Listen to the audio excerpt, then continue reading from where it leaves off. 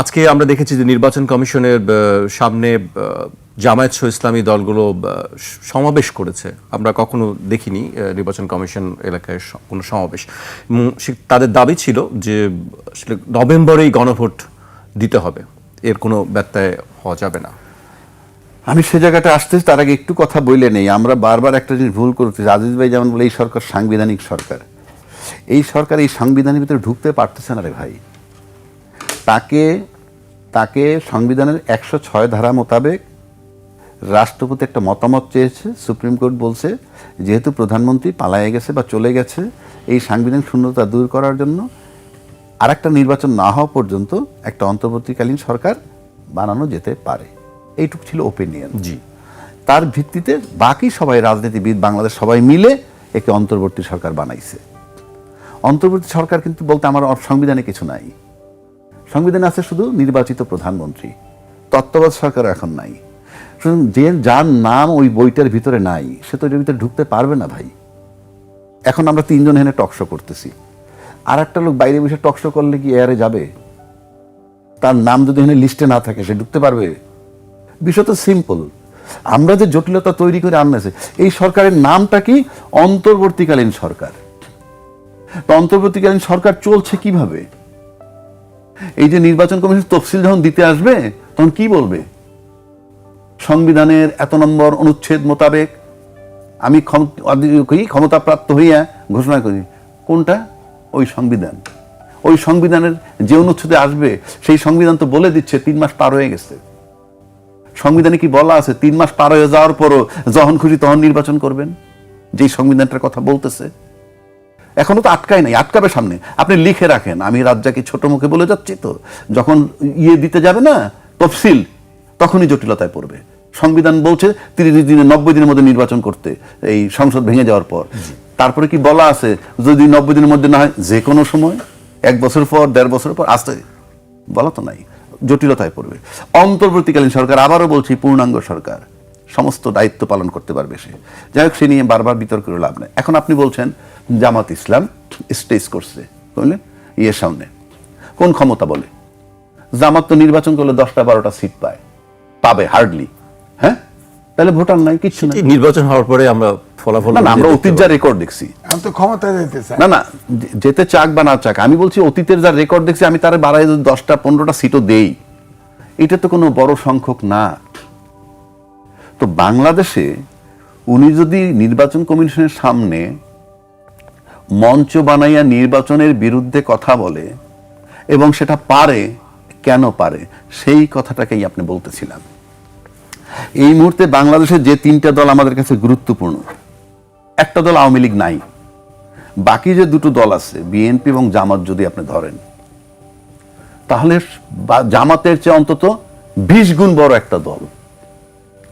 তা 20 গুণ বড় একটা দল যদি হয়, জামাত তার অধিকার আদায় করার জন্য যদি মঞ্চে করতে পারে, এটা যদি রাজনৈতিক হয় বা আইন বিরোধী হয়, 2টা ব্যাপার বলতেছি। যদি বলা হয় যে রাজনৈতিক অধিকার আদায় করার জন্য করা যায়, তাহলে রাজনৈতিক তুমি বাধা দিবা নির্বাচনের জন্য, তাহলে আর একটা দল তো রাজনৈতিক দল হিসাবে নির্বাচন আদায় করার জন্য যেতে পারে, যাচ্ছে না কেন? এক। আর যদি এটা বেআইনি হয় তাহলে বাধা আসতেছে না কেন? যদি বাধা না আসে তাহলে আর বড় দল যে আসে সে বলে না কেন? কথার কথা বলছি আমি। তাহলে যাচ্ছে কিভাবে? এই 2টা দলের কিন্তু কেউ পাওয়ারে নেই, অফিসিয়ালি কেউ পাওয়ারে নাই যে পাওয়ার তারা ব্যবহার করবে, মানে প্রশাসন। তাহলে ভিত্তিটা কোথায়? ওই যে বলছি, রাজনৈতিক ভিত্তি একটা জিনিস, কমান্ড। আপনি যদি কমান্ড ঠিক থাকে, আপনার কমিটমেন্ট ঠিক থাকে, আপনার বিশৃঙ্খলা যদি না থাকে, ডিসিপ্লিন ফোর্সের মতো থাকেন, সংখ্যায় অল্প হইলেও শক্তিশালী, আর সংখ্যায় বহু গুণ কিন্তু ডিসিপ্লিন না, কমান্ড নাই, মানে না, কিন্তু বিশৃঙ্খলা আছে, ইউনাইটেড করে বিএনপি রাজনৈতিক ক্ষেত্রে আসলে পিছিয়ে আছে। আমি পিছিয়ে আছে, ভোট হলে সে জিতবে, কিন্তু বর্তমান কৌশলের কথা বলছি। কৌশলের কথা একটা হইলো আপনি ভোটে জিতবেন এক জিনিস, আর রাজনীতির নামে মাঠে শক্তি প্রয়োগ, যেখানে কৌশলটা খুব মারাত্মক।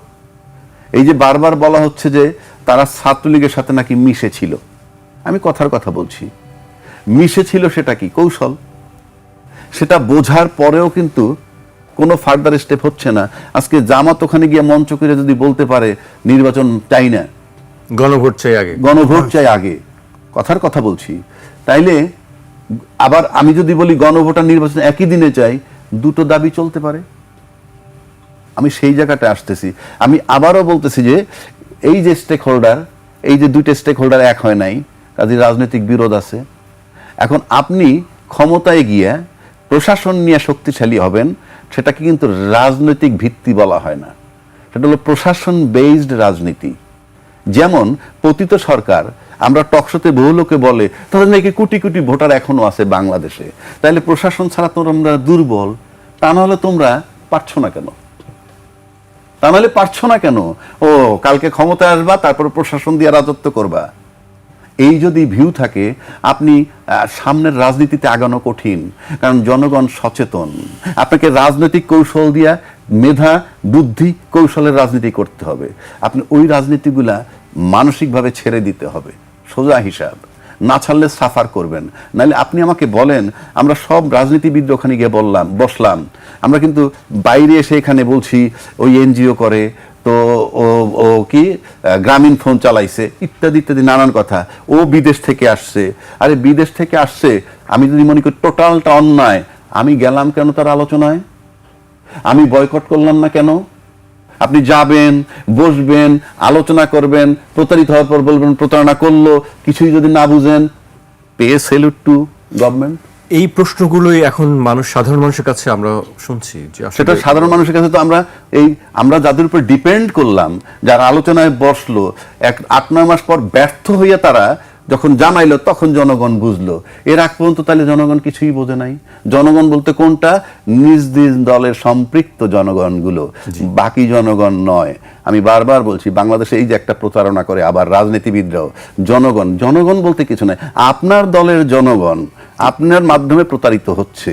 জামাতের জনগণ জামাতের মাধ্যমে, জনগণ আসলে যার যার দলের, এর বাইরে লায়ন পার্ট সেটা আপনাদের নয়। এই যে ভেক টার্ম ব্যবহার করে, এই জন্য বললাম গত 14 মাসের, যদি আরো 6 মাস পিছিয়ে যাই, তাহলে গত 8 মাস থেকে এই সরকারকে আমাদের দেশের রাজনীতিবিদরা তাদের ব্যর্থতার কারণে ইউনূস সাহেব পলিটিশিয়ান হচ্ছেন, এবং রাজনীতিবিদরাই তাকে পলিটিশিয়ান বানিয়েছে। এখন আপনি যদি বলেন উনি প্রতারক, কারণ আমি রাজনীতিবিদ 53 বছর ধরে বলতেছি রাজনীতিতে শেষ কথা বলতে কিছু নাই, দুইটার অর্থ একই দাঁড়ায়। আমি শুদ্ধ ভাষায় বললাম রাজনীতিতে শেষ কথা বলতে কিছু নাই, সেটা আমি যখন বলি তখন আমার কর্মী খায়, আর আমি যখন বলেছি ইউনূস আমার সাথে প্রতারণা করতেছে, তখন আমি ভাবি না যে রাজনীতিতে শেষ কথা বলতে কিছু নাই বিধায় বোধহয় ইউনূস সাহেব এই স্টেপগুলা নিচ্ছেন।